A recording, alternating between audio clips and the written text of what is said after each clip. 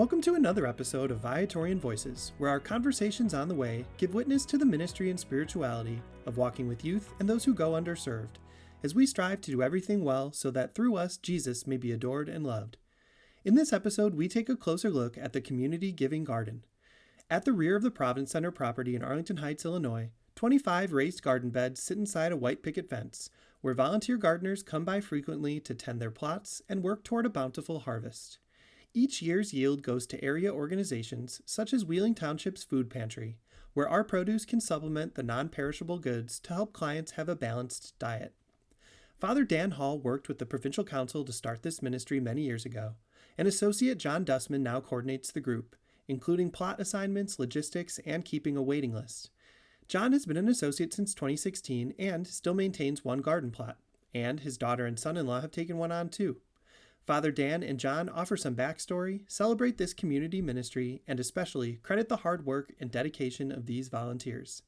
I'm your host, Associate Dan Masterton. After you listen, help us tell the Viatorian story by rating our podcast in your favorite app, sending this episode link to a friend, and praying for and encouraging young men considering Viatorian religious life.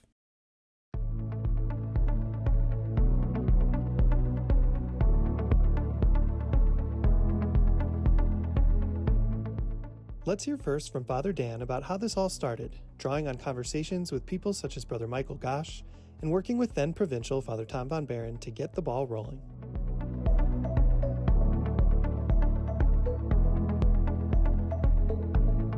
Well, the idea kind of came through a conversation I was having with some people here. I think Michael was one of the people in this conversation.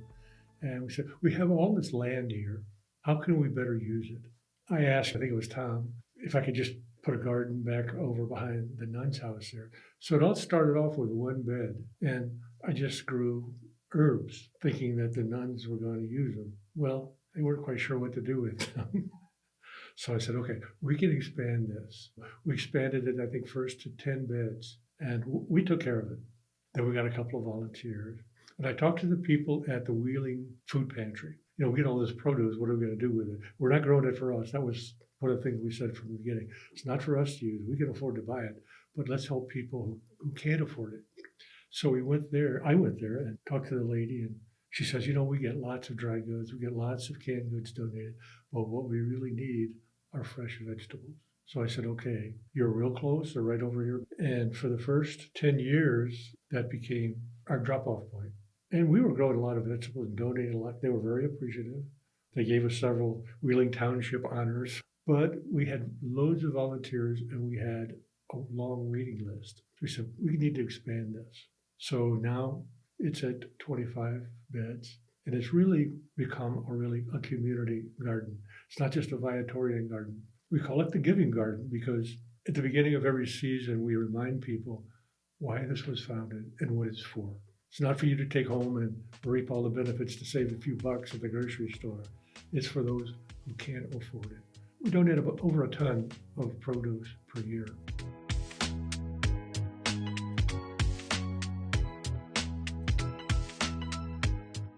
John was part of the early wave of volunteers. He started just by trying to learn how to care for the land, and gradually, he became the clear successor to coordinate this ministry when Father Dan needed to pass the baton.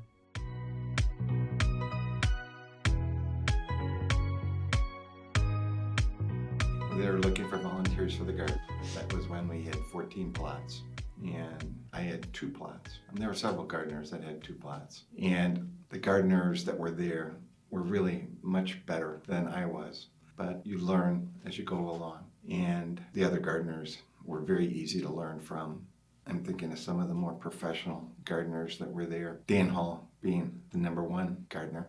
The big thing when Dan was gone for the summer it was almost a natural progression. Kind of take care of things, make sure the place doesn't burn down. When I became provincial, I had to kind of step back from that, and I asked John Dussman if he would take over. And for the last several years, he's been the one organizing the people and assigning beds and all that sort of thing. But I think looking back on it over the whole lifespan of this, while it started small, it grew into something much larger.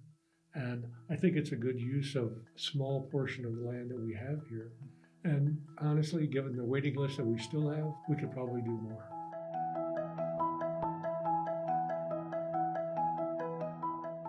So, with land set aside and volunteers busy on their plots, what do they plant? What grows? What are we able to pass along to neighbors in need? Literal tons of food for sure. And one retired associate even came up with a project to provide a little food for the heart too.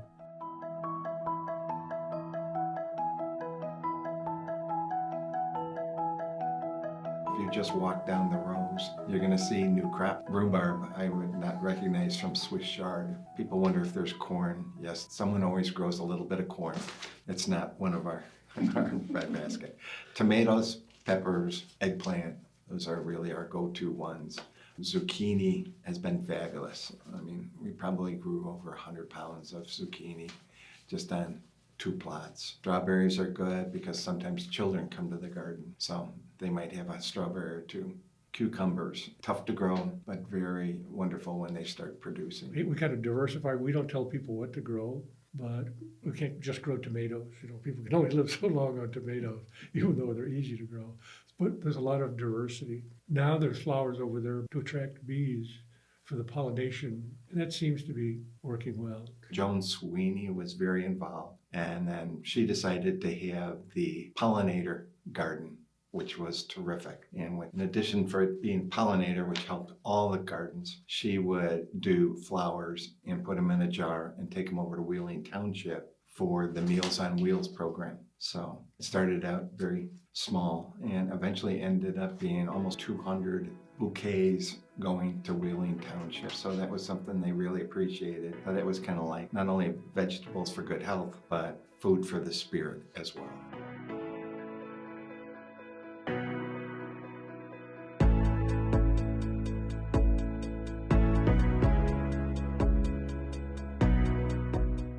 The harvest of produce is bountiful for sure, exceeding 2,000 pounds each year, but the laborers are plentiful too.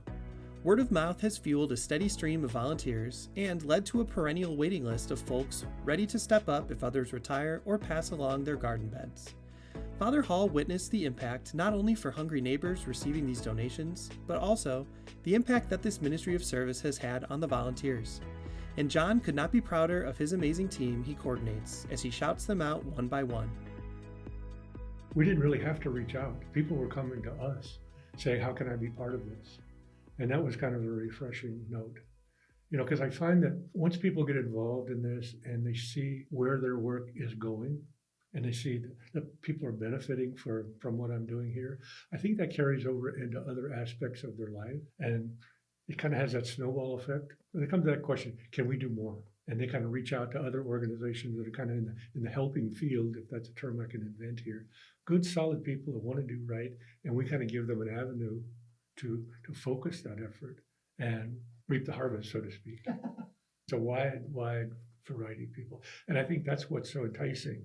And that's why I always refer to it as the community garden, not the Viatorian garden, okay. The community garden. It just happens to be on Viatorian property. It mostly is a word of mouth. And your article, so this is very helpful. As a matter of fact, someone that read your article contacted me, and that was my original VITA mentor, which was volunteer income tax assistance. So we're getting together for breakfast. So you're getting a lot more play on your articles than you realize. That's awesome, I love it. But as gardeners would turn over and people would move on, Joan Sweeney had grandkids that she really wanted to spend more time with. You get different people. Corey Brost brought in Coalition of Abraham, which took over 2 plots. Don Langerfeld is the person that really runs it for him. He's done yeoman's work. He's been there many years. And I was with people that were in Friends of the Library, and I asked them about passing it on. And they took over 1 plot. That was Allison and Dwayne Anderson. He's a master gardener from University of Illinois Extension. She also asked some people from First United Church of Arlington Heights to participate. They took over a plot. Arlington Garden Club was a natural, really, they've been there now a couple of years, and each year they're upping their game. Kathy Gallagher and Maura is now taking over for Kathy Gallagher. But the Veggie Lions have had a plot since almost the very beginning and done very, very well. Brad Kay, almost a professional golfer. I'm surprised. He took over a plot in the garden. He recruited Roman Koreb and his family to take over a plot. Jennifer Ruge came in with some of the St. Viator teachers. Her family has had a plot now for several years. Melanie Aiello is a first-year gardener that was somehow found out through the Viatorians that there was a garden. Maggie Wells is part of the Arlington Heights Garden Club, and she said, I'd really like to get more involved. Mike Schmiegel was from St. James, and he read about it in the bulletin, and actually Faith's brother Ed kind of mentioned it to him. And I want to mention the McInernys and their daughter Eileen and her husband Daryl Bell. They have been there for as long as I can remember. And then Kathy Gaffney, who was a Viator mom. Community garden is really what it's all about. The Arlington Heights Library, and now they are using it to actually do lessons for young people so that they can learn how to garden. Kate Ferguson is the person that's running it now. She's done an excellent job. As a matter of fact, they're doing so well that they've been doing weeding outside the plots for us. So it's really multi-religious, multicultural, very different people, and you learn new things from each one.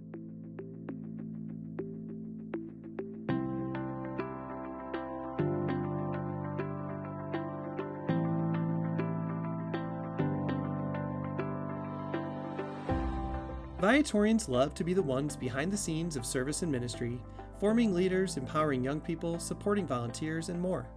In this case, you just heard John's pride in affirming his volunteer gardeners, and here he adds how the practical support of the Viatorian community, with land, logistics, and financial support, has only multiplied the yield from this ministry.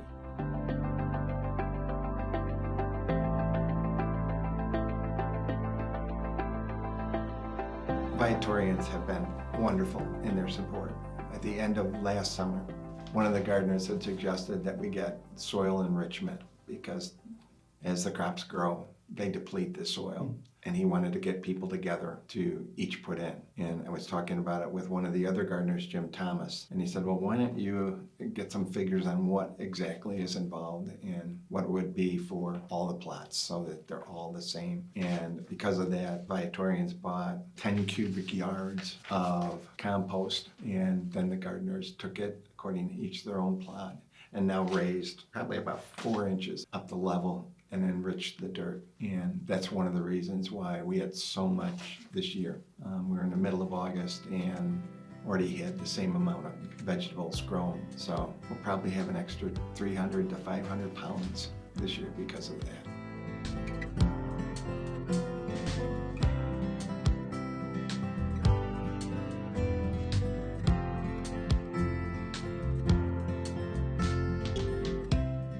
That's all for this episode of Viatorian Voices. We'd like to thank Father Hall and John for their leadership in this work and ask God's blessings on all of our volunteer gardeners and partner organizations. May God bless this good stewardship of creation and our service to neighbors in need. Viatorian Voices Conversations on the Way is a production of the Viatorian community. Viatorians are professed brothers and priests and women and men lay associates.